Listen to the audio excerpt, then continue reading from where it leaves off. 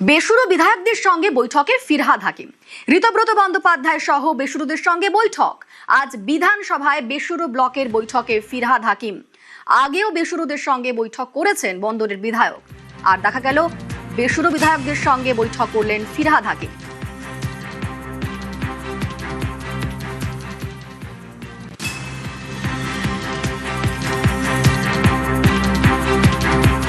ফিরহাদদা ববিদা এসেছিলেন, ববিদার সঙ্গে দীর্ঘক্ষণ কথা হয়েছে।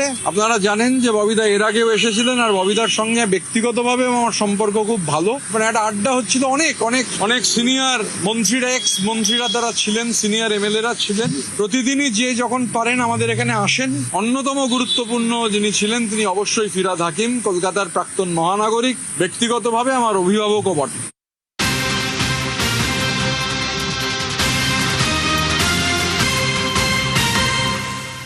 বিধানসভায় আরো বাড়লো বেসুরো ব্লক। এখনো পর্যন্ত বেসুরো ব্লকে 65 বিধায়ক।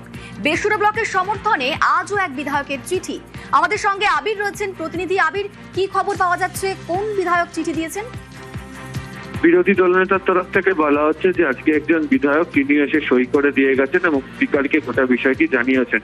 যদিও তারা বলছেন যে একটি বিশেষ কারণে অধিবেশন শুরুর আগে তারা নতুন করে সেই বিধায়কের নাম পরিচয় প্রকাশ্যে আনতে চান না। সূত্রের খবর, আজকে বিদ্রোহী ব্লকের যে বৈঠক হয় সেই ব্লকের বৈঠকে দীর্ঘ সময় ধরে ফিরহাদ হাকিম তিনি উপস্থিত ছিলেন এবং বাকি যে 15 জন রয়েছেন তার মধ্যে অবশ্যই একজন এই মুহূর্তে জেলে বন্দী রয়েছেন। তিনি আজকে বাকি যে 14 জন রয়েছেন তাদের মধ্যে থেকেও অনেকে তাদের সঙ্গে যোগাযোগ করা শুরু করেছেন। হয়তো আগামীকাল বা পরশুর মধ্যে অধিবেশন শুরুর আগে তারাও এই বিদ্রোহী ব্লকের ক্ষেত্রে নাম লিখিয়ে ফেলবেন। ফলে সবদিকই তাদের বক্তব্য যে তারা তাদের সদস্য সংখ্যা তাদের পক্ষে যে আছে সেটার প্রমাণ বিধানসভার অভ্যন্তরে তারা দিয়ে দেবে এবং যদি স্পিকার মনে করেন 18 জন অধিবেশন বসার পর তাদেরকে ফ্লোর টেস্ট দিবে, সেই ফ্লোর টেস্ট দেওয়ার জন্য তারা তৈরি। এবং শুধুমাত্র 2/3 মেজরিটি অর্থাৎ 52 জন নয়, তার আরো বেশি সংখ্যক প্রতিনিধি তাদের হাতে যে রয়েছে সেই বিষয়ে তারা বলছেন। বেশ, ধন্যবাদ আবির। এই মুহূর্তে সংখ্যা 65, অ্যাজ অন ডেট 65, জমা হয়ে গিয়েছে 62। আরো 3 জন কেন, এগুলো যারা প্রথম দিন করেননি তাদের হচ্ছে ইন্ডিভিজুয়ালি এসে দিতে হবে। আজকে একজন এসেছিলেন, সেই সম্মানীয় বিধায়ক, তিনি মাননীয় স্পিকারকে চিঠি করেছেন। সংখ্যা আজকে 65। তৃণমূলের নারদ কুণালের বিরুদ্ধে বিস্ফোরক অভিযোগ নয়নার। সম্মানহানির অভিযোগে সরব চৌরঙ্গীর বিধায়ক সুদীপ বন্দ্যোপাধ্যায় বেসুরো হওয়ার পর কড়া আক্রমণ করেছিলেন কুণাল। নয়নার নাম করেও একাধিক মন্তব্য করেন কুণাল ঘোষ। নয়নার অভিযোগেও কুণাল আছেন কুণালে।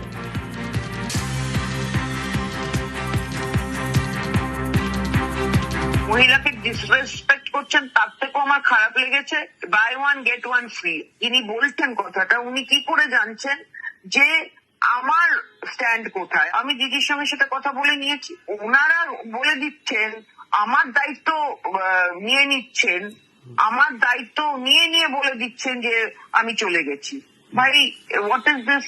Why you are speaking on behalf of me? আপনি আমাকে চেনেন? আমার তো নিজের একটা ব্যক্তিত্ব আছে, আমি তো ইন্ডিভিজুয়াল পার্সন। হতে পারে রিলেশন আমি ওনার স্ত্রী, কিন্তু স্ত্রী যে শুনবে তার তো কোনো কথা নেই। যার ভাষা যেসব প্রয়োগ করছেন সেটা তার নিজের রুচি বা তার নিজের পরিচয় সে দিচ্ছে, তাতে আমার কিছু আসে যায়। দিদিকে ভালোবাসি, দিদিকে সম্মান করি, দিদির সাথেই থাকবো, সে যেখানে যেতে হয় যাবো। আমি কাউকে কোনো অসম্মান করিনি। নয়নাদি আমার অত্যন্ত প্রিয় বৌদি। আমি উত্তর কলকাতার জেলা তৃণমূল কংগ্রেসের সভাপতি হিসেবে নয়না বন্দ্যোপাধ্যায়, তিনি একজন বিধায়ক, তার অবস্থান কি?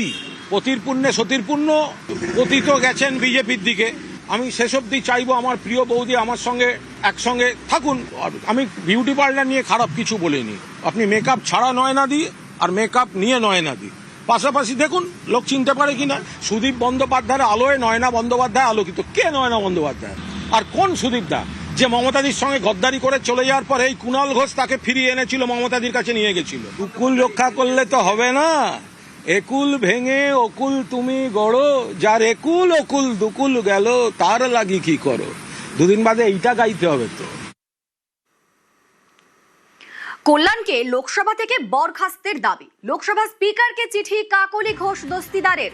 লোকসভায় মহিলা সাংসদদের সঙ্গে অভব্য আচরণের অভিযোগ। 28শে মে কল্যাণের বিরুদ্ধে অভিযোগ করেন কাকলি। 10ই জুন লোকসভা স্পিকারকে চিঠি দেন কাকলি ঘোষ দস্তিদার। কল্যাণ বন্দ্যোপাধ্যায়কে লোকসভা থেকে বরখাস্তের দাবি, লোকসভা স্পিকারকে চিঠি দিলেন কাকলি ঘোষ দস্তিদার। আর এ নিয়ে আগেই সরব হন কাকলির ছেলে। ওই সাংসদ যা যা বলেছেন সেটা অত্যন্ত অপমানজনক, অত্যন্ত ডেফেমেটরি, এবং কোনো মহিলা বা কোনো মহিলা এমপি সম্বন্ধে এইসব কথা বলা যায় না। উনি অনেক অঙ্গভঙ্গিও করেছেন। এই ইন্টারভিউর পরে আমরা ডিসিশন নিয়েছি যে আমাদের যিনি লয়ার, আমাদের লিগাল টিম, ওনাকে একটা লিগাল নোটিশ দেওয়া হবে এবং কলকাতা হাইকোর্টে আমরা একটা ক্রিমিনাল ডেফেমেশনের কেস করবো ওনার নামে। আমরা চাইবো যে ওনার উপর একটা রিস্ট্রেনিং অর্ডার দেওয়া হোক ফ্রম দ্য কোর্ট। আমি হোপফুল যে কোর্ট একটা পজিটিভ ওয়ার্ডিক দেবে। আর আমি এটাও এক্সপেক্ট করব যে আমার মা পার্লামেন্টের যে এথিক্স কমিটি, সেখানেও যাতে একটা কমপ্লেন দেয়। অভিযোগের সত্যতা নিয়ে প্রশ্ন তুলেছেন কল্যাণও।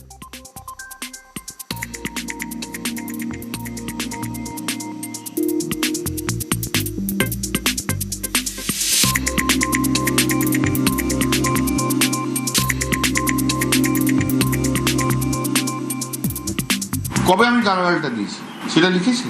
আগে কখনো মনে হলে তো ওরকম ভাবে হয় না। আমি যদি লোকসভার মধ্যে কোনো রকম কিছু করে থাকি যেটা আনকল্ড ফর এবং যেটা এথিক্সের বাইরে, তাহলে নিয়ম কি যে সঙ্গে সঙ্গে স্পিকারকে জানাতে হবে? That will be decided by the privilege committee. সেটা তো যখন ইচ্ছে তখন করা যায় না।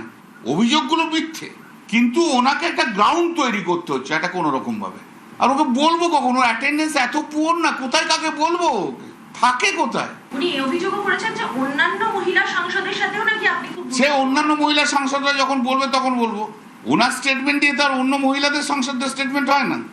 আসল কথা হচ্ছে ফোর্থ ওয়ের পর অনেকেই অনেক রকম পাল্টে যাচ্ছে।